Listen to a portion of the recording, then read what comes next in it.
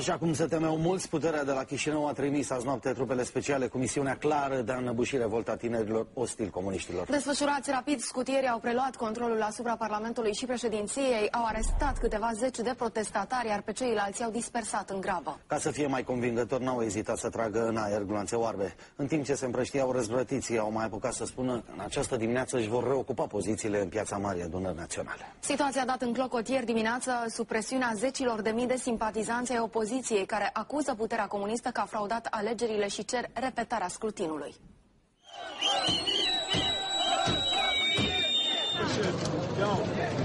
După lăsarea întunericului, atmosfera de la Chișinău s-a încins din nou la propriu. Câteva ore bune, 2 etaje ale Parlamentului au fost mistuite de un incendiu violent. Au venit cel puțin 10 autospeciale aici la Parlament ca să încerce să localizeze și să stingă incendiul. Deja flăcările au fost localizate, se ridică un fum dens și gros deasupra clădirii. După ce focul a fost stins, protestatarii au mai fost lăsați vreo 2 ore să-și consume frustrarea și furia.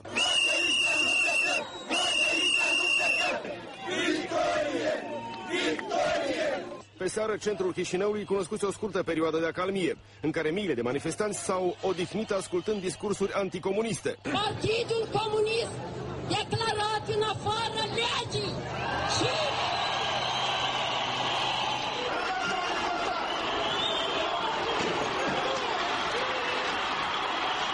Vulcanul de pe străzile Chișinăului a erupt ieri înainte de prânz. La început pașnică, demonstrația a degenerat în luptă de stradă. Un val de oameni a măturat treptele președinției.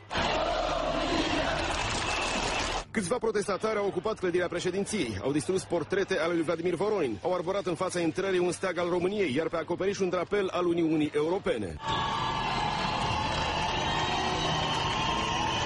Există speculații potrivit cărora în mulțimea pașnică adunată spontan s-ar fi infiltrat agitatori care au condus lucrurile în așa fel încât puterea comunistă să poată justifica reprimarea manifestației. După președinție, manifestanții și-au îndreptat furia către Parlament, aflat de cealaltă parte a pieții centrale din Chișinău. După o nouă rundă de înfruntări și o replică în forța scutierilor, până la urmă aceștia s-au retras, predând practic clădirea în mâinile protestatarilor.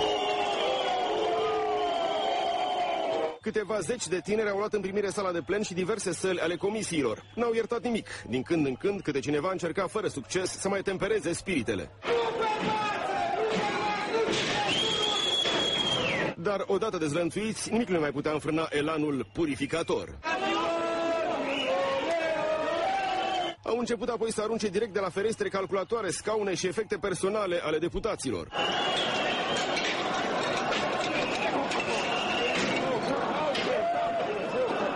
În stradă, piesele de mobilier și portretele lui Voronin au fost transformate în rug. Zeci de protestatari, dar și membrii forțelor de ordine au ajuns la spital. Potrivit televiziunii naționale, o tânără ar fi murit asfixiată în incendiul din clădirea Parlamentului.